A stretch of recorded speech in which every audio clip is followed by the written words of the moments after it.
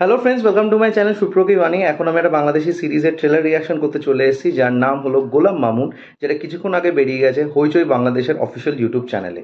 এই সিরিজের ডিরেক্টর হচ্ছে শিহাব শাহিন। এখানে টাইটেল রোলে আছে জিওল ফারুক অপূর্ব, এছাড়াও আছে সাবিলা নূর, শারিফ সিরাজ, রাশেদ মামুন আপু সহ আরও অনেকে। তো কেমন লাগলো এই ট্রেলারটি সব কিছু নিয়ে তোমার সাথে শেয়ার করবো।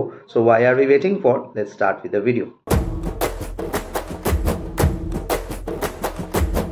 ট্রেলারটি 2 মিনিট 54 সেকেন্ডের মতো বানিয়েছে, ট্রেলারটা বড় করেছে।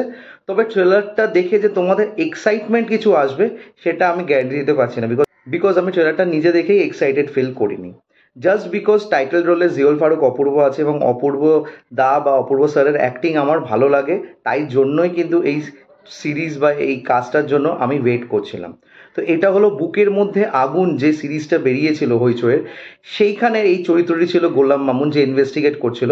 তারই ক্যারেক্টারের একটা স্পিন অফ করে এই সিরিজটাকে তৈরি করা হচ্ছে। এবং লাস্টবার সিরিজটি অন্যজন ডিরেক্ট করেছিল এবং এইবার এই সিরিজটি ডিরেক্ট করছে শিহাব শাহিন। নাও শিহাব শাহিনের সাথে জিওল ফারুক অপূর্বর কিন্তু একটা অদ্ভুত যুগলবন্দি আছে।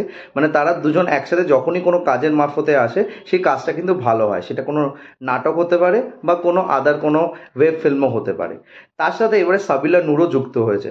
তোমরা হয়তো অনেকেই জানো, যারা বাংলাদেশি অডিয়েন্স আছে, যারা নাটক দেখো, তো শিহাব শাহিনের একটি খুব পপুলার নাটক আছে যেটা 3টে পার্ট বেরিয়েছে, রুনু ভাই।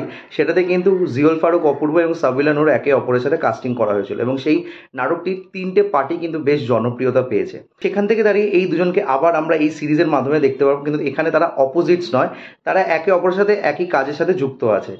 জিওল ফারুক অপূর্ব চরিত্রটি হচ্ছে সিনিয়র এবং সে হচ্ছে তার জুনিয়র। যেটা আমরা ট্রেলার থেকে বুঝতে পারছি যে একটা হয়তো মার্ডার ঘটেছে এবং সেই মার্ডারের মধ্যে প্রাইম সাসপেক্ট হিসাবে জিওল ফারুক অপূর্বর চরিত্রটিকে ফ্রেম করা হচ্ছে এবং তার দিকেই সবকটা এভিডেন্স যাচ্ছে। তো সবাই ডাউট করছে যে সে একজন পুলিশ অফিসার হয়ে কীভাবে এই খুনটা করতে পারে, এবং জিওল ফারুক অপূর্ব নিজেও বুঝতে পারছে তাকে এখানে ফ্রেম করা হচ্ছে, সেই কাজটি করেনি।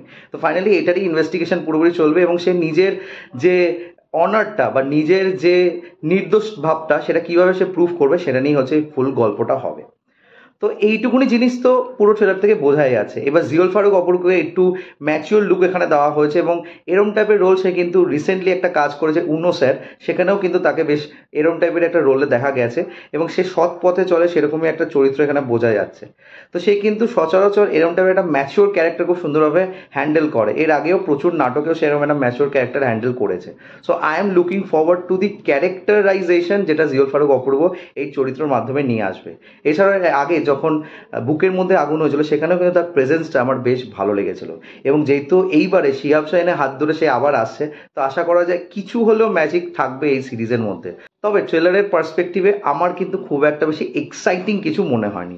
তোমাদের কি মন্তব্য অবশ্যই কমেন্ট করে জানিও। আর যদি আমার রিয়াকশন বা আমার ইনফরমেশনটা তোমাদের কিছু ফ্রুটফুল লেগে থাকে, don't forget to like, share and subscribe my channel.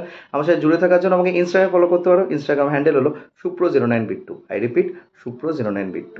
Till then, stay tuned.